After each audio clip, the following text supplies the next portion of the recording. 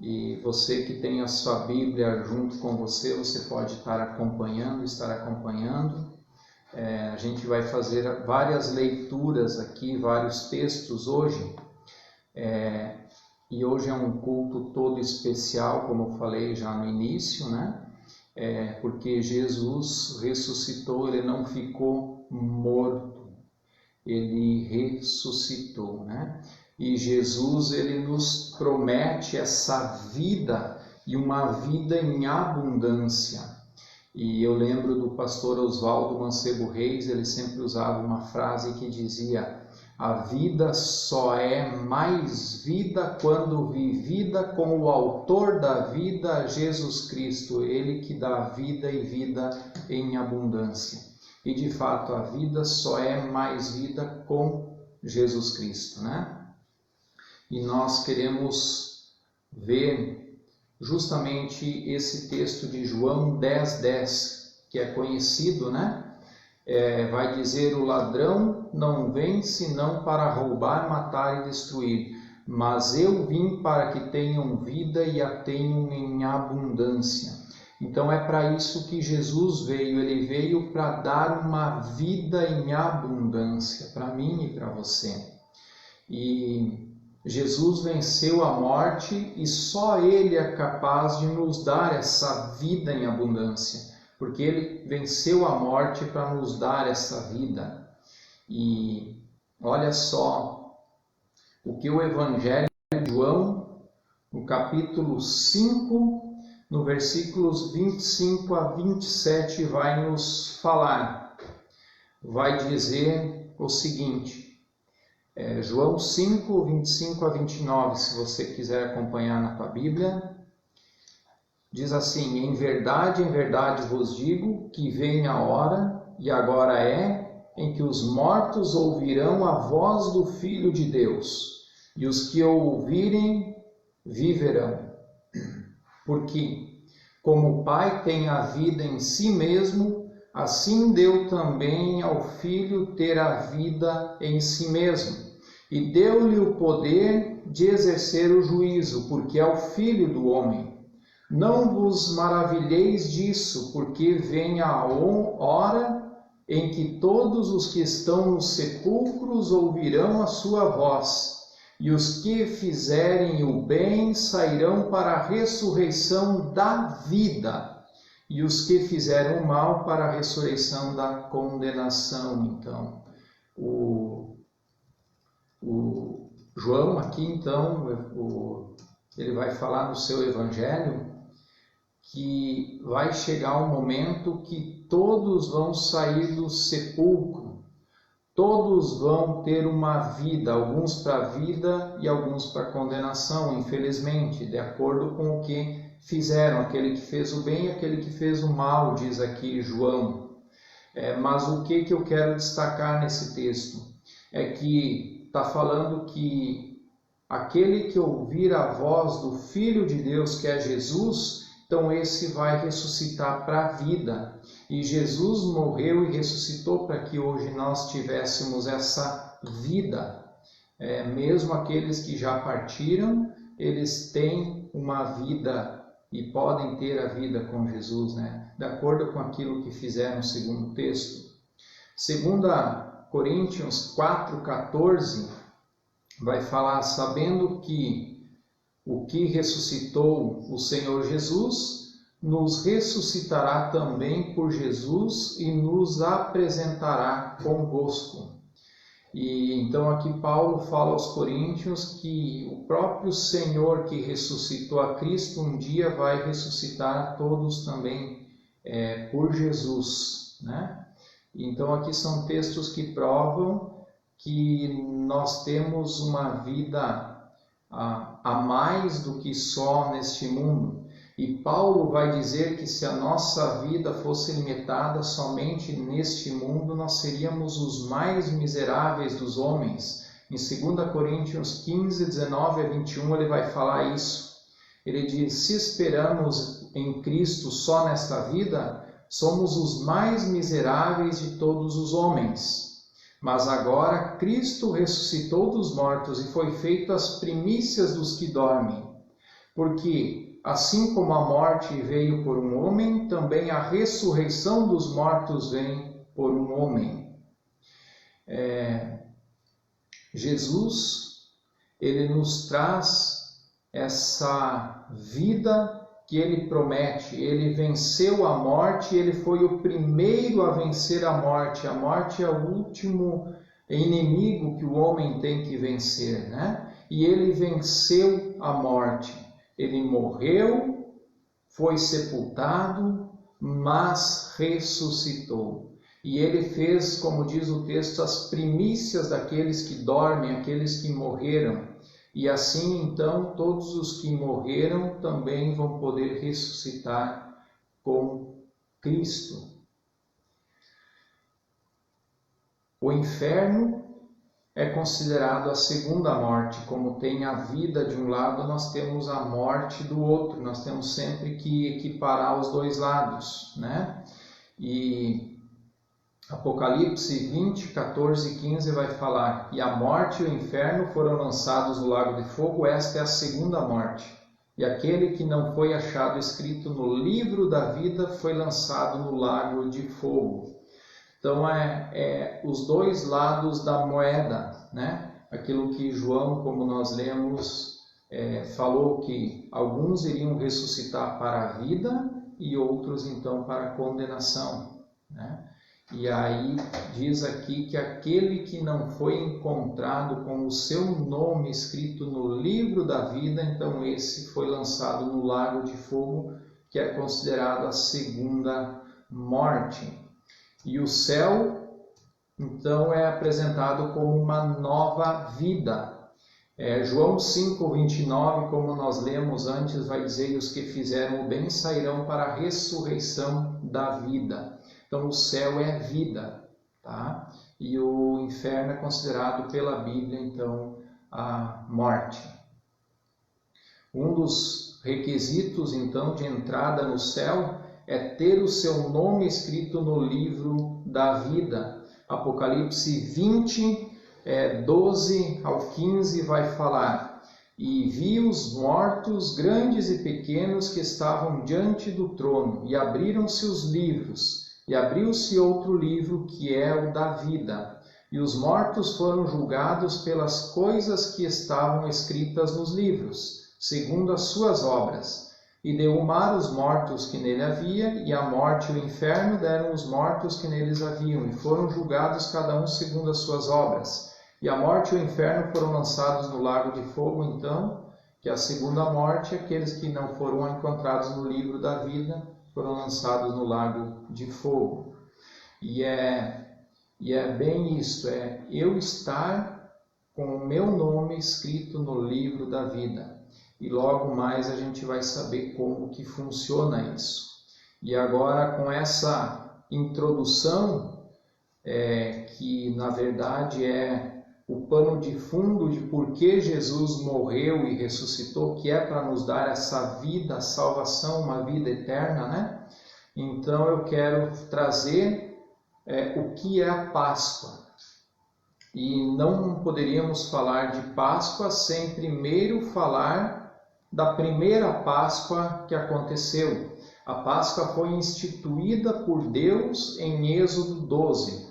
Em Êxodo capítulo 12 todo vai falar de como que era para o povo de Israel, quando estava lá no Egito, se preparar e celebrar a Páscoa. A primeira Páscoa, então, Deus institui. E eu quero destacar dois pontos cruciais e importantes que faz todo sentido e uma ligação com a nossa Páscoa hoje de Jesus. Primeiro, que o sacrifício é do Cordeiro. Então, Êxodo 12, versículos 5 e 6 vai dizer: o cordeiro ou cabrito será sem mácula, um macho de 1 ano, o qual tomareis das ovelhas ou das cabras, e o guardareis até o 14º dia deste mês. E todo o ajuntamento da congregação de Israel o sacrificará à tarde. Aqui Deus então pede para que o povo pegue um um cordeiro, separe ele sem mácula nenhuma, e então, depois do 14º dia, todo o ajuntamento, toda a congregação, todo o povo iria sacrificar então esse cordeiro. Por quê? Porque esse sacrifício do cordeiro, esse cordeiro, ele tiraria o pecado do povo. Então seria a forma de Deus apagar os pecados do povo com o sacrifício do cordeiro. E Jesus Cristo foi, então, o nosso cordeiro, né? E o segundo ponto que eu quero destacar de Êxodo 12 é os versículos 7 e depois o versículo 13, que vai falar sobre o sangue desse cordeiro sacrificado. No versículo 7 diz assim: E tomarão do sangue e poluão em ambas as ombreiras e na verga da porta, nas casas em que o comerem. E no versículo 13 diz: E aquele sangue vos será por sinal nas casas em que estiveres. Vendo eu o sangue, passarei por cima de vós, e não haverá entre vós praga de mortandade, quando eu ferir a terra do Egito. Então aqui Deus, no capítulo 12 de Êxodo, você pode ler com calma em casa, mas Deus estipula então a primeira Páscoa, e aí então ele pede para sacrificar esse cordeiro, com o sangue do cordeiro passar nos umbrais das portas, e Deus então iria vir na madrugada com a última praga do Egito, que foi a morte de todo primogênito. Toda casa que não tinha este sangue na porta, os primogênitos dessa casa então morreram. E aonde então tinha esse sangue, diz aqui que a mortandade dessa praga não iria atingir, ele iria passar por cima, e aquela casa não seria atingida. E isso tem tudo a ver com a Páscoa hoje de Jesus. E a gente quer entender então um pouco. Tenha em mente esses dois aspectos: o sacrifício do cordeiro e o sangue do cordeiro nas portas, para que o primogênito então não morra, não tenha mortandade, tá? E assim nós queremos ver então a Páscoa agora de Jesus. Em primeiro, Jesus se tornou o Cordeiro de Deus que tira o pecado do mundo. João vai falar isso. João 1:29 vai ter o relato de João Batista.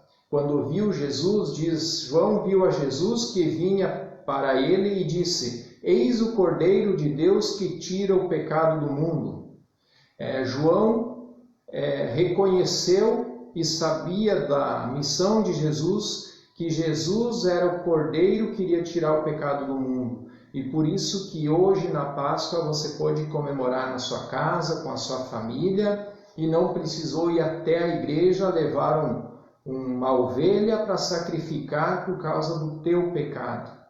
Porque Jesus já foi o sacrifício na cruz, como a gente falou na sexta-feira, no culto da sexta-feira passada. Jesus se torna então o Cordeiro que tira o pecado do mundo. 1 Pedro 1,19 vai dizer: Mas pelo precioso sangue, como de cordeiro sem defeito e sem mácula, o sangue de Cristo. Então Jesus se tornou o Cordeiro de Deus que tira o pecado do mundo e é o Cordeiro sem defeito, sem mácula, como nós vimos lá em Êxodo 12. Então Jesus cumpre esse papel do Cordeiro pascal, o Cordeiro da Páscoa. Apocalipse 22:14 diz: Bem-aventurados aqueles que lavam as suas vestes no sangue do Cordeiro, para que tenham direito à árvore da vida e possam entrar na cidade pela porta. Lembra o sangue do Cordeiro no umbral das portas? Ali então o anjo do Senhor passaria por cima e não haveria mortandade.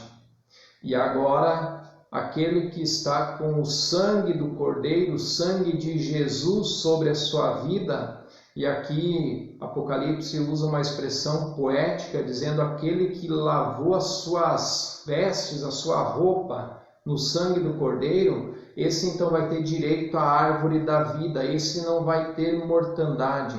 Como nós lemos lá no início, não vai passar pela segunda morte, que é o inferno, mas sim vai ter direito à árvore da vida e entrar na cidade pelas portas. Qual que é a cidade que aqui Apocalipse fala? É a cidade, a Nova Jerusalém, ou seja, o céu, aonde todos querem ir, mas nem todos, infelizmente, entrarão. Então tem aqui uns pré-requisitos. E Jesus se torna Páscoa hoje, o Cordeiro imolado, o Cordeiro Pascal, que derramou o seu sangue para que esse sangue tão precioso pudesse nos dar a vida. Como lá no Egito no passado, deu a vida aos primogênitos ou poupou a vida, hoje Ele nos dá a vida. E nós podemos, através da sua ressurreição e do seu sangue na cruz, ter a certeza de um dia poder estar com Deus. A palavra de Deus diz que Jesus vai voltar para buscar a sua igreja e diz que aqueles que estão mortos então vão ressuscitar primeiro e depois os vivos então vão ser arrebatados, vão subir aos céus para o encontro do Senhor nos ares e juntos então estar na cidade santa ou na Nova Jerusalém. Agora umas perguntas que eu quero deixar para você que está assistindo, você que está ouvindo esta mensagem, para você refletir, você pensar nessa Páscoa. Você, primeira coisa, você tem certeza da sua salvação? Você tem certeza de que você tem a salvação garantida? A palavra de Deus nos dá essa certeza. Se você não tem certeza, se a tua resposta é se eu morrer hoje, esta noite, eu não sei para onde eu vou, então é porque você não tem essa certeza. Então você precisa pensar e rever algumas coisas. Se você diz, eu tenho certeza da minha salvação, glórias a Deus. Glória a Deus por isso. Segunda pergunta que eu quero te fazer nessa Páscoa, nesta noite. Cristo, Ele se tornou o Cordeiro de Deus que tira o pecado do mundo. Mas a pergunta é, Cristo é o teu Cordeiro? Talvez Cristo possa ser Cordeiro dos outros. Pode ser o Cordeiro da esposa, do marido, do filho, do neto, do sobrinho, do tio, do avô, da avó, do vizinho. Mas a pergunta é, Jesus Cristo, Ele é o teu Cordeiro? Terceira pergunta que eu quero fazer para você. O sangue de Cristo está sobre a tua vida? Como lá no Egito teria que estar nos umbrais das portas, né? Agora eu te pergunto, o sangue de Cristo está sobre a tua vida? Você está embaixo do sangue do Cordeiro? E mais uma pergunta.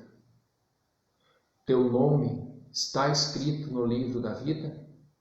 Ah, mas como é que eu vou saber, pastor?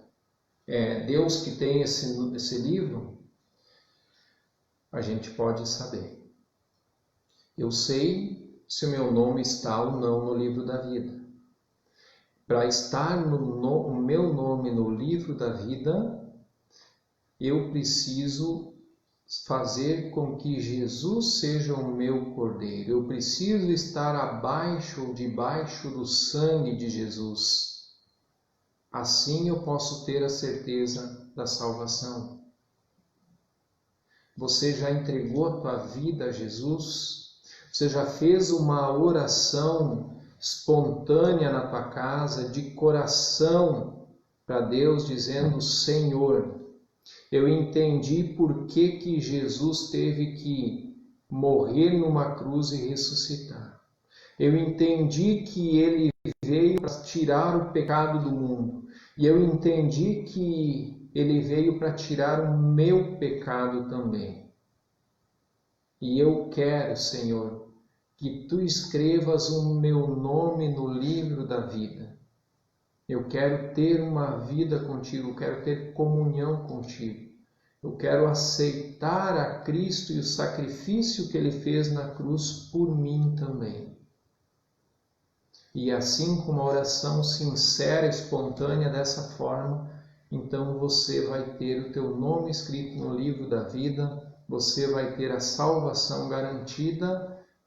E aí, como nós vimos lá no início, o dia que Jesus nos trará a vida, nós vamos ter então uma vida para a vida, e não uma vida para uma segunda morte, que é a condenação. Eu não estou te vendo nesse momento na sua casa, mas eu quero fazer um apelo online, um apelo pela tua vida.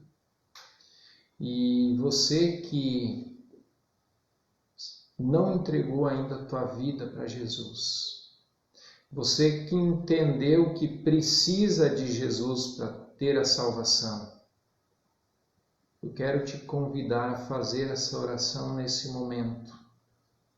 E eu quero orar pela tua vida. E enquanto eu oro pela tua vida, eu peço que você ore e fale para Deus: Senhor, eu quero que tu tome conta da minha vida é tua. Eu entendi que eu preciso de ti. Para você que quer fazer esse propósito com Deus. E eu não estou falando de religião, eu estou falando de salvação, que é aquilo que a Bíblia nos fala, que é o que nós estudamos agora. Jesus, ele veio, morreu na cruz, verteu o seu sangue tão precioso, para que todo aquele que se achegue a ele tenha essa vida, e essa vida em abundância. Ele quer te dar essa vida também.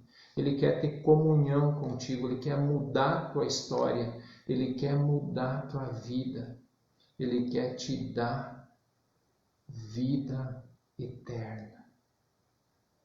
E eu quero orar pela tua vida. Fecha o teu olho, baixa a tua cabeça e fala com Deus nesse momento. Senhor Jesus, eu não sei quem está assistindo, Senhor, eu não sei quem dos que estão assistindo já tem essa certeza da salvação, mas a minha oração é que esta noite não passe sem que eles possam ter essa certeza, ter a certeza que seus nomes estão escritos no livro da vida. Que nessa Páscoa possa ser diferente, Senhor. Que esta Páscoa possa ser a verdadeira Páscoa para cada um. Que esta Páscoa seja a Páscoa do Cordeiro de Deus, aquele que tira o pecado do mundo. E que a partir de hoje tu escreva uma nova história na vida de cada um. Aqueles que talvez em casa estão nesse momento entregando a sua vida a ti, Senhor, pedindo para que o seu nome seja escrito no livro da vida, Senhor, abençoa. Abençoa, Deus, para que eles possam sentir a tua presença, Senhor. A ti nós não podemos ver com os olhos, mas nós podemos sentir no coração. E eu peço que tu estejas tocando com o teu Espírito Santo, Senhor, para que cada um possa sentir a tua presença, Senhor. Abençoa a vida de cada um, Senhor. Aqueles que já tenham a vida salva, a vida garantida em ti, Senhor, glórias a Deus. Eu louvo a ti, Senhor. porque eles um dia entenderam que precisavam de Ti. E esses que estão entendendo hoje que precisam de Ti, Senhor, abençoa, Senhor. Venha ao encontro, Senhor. Talvez a pessoa não saiba nem o que falar, mas ela está com o coração quebrantado na Tua presença, Senhor. E a Tua palavra diz que quando nós não sabemos orar como convém, o Teu Espírito Santo, Ele intercede por nós. Eu te peço, Senhor, olhe os corações, sonda os corações e abençoa, Senhor. Escreva nomes no livro da vida nesta noite, Senhor. Que esta noite seja um marco, Senhor, para muitos. Que esta noite, Senhor, seja uma noite de salvação. Abençoa, Senhor.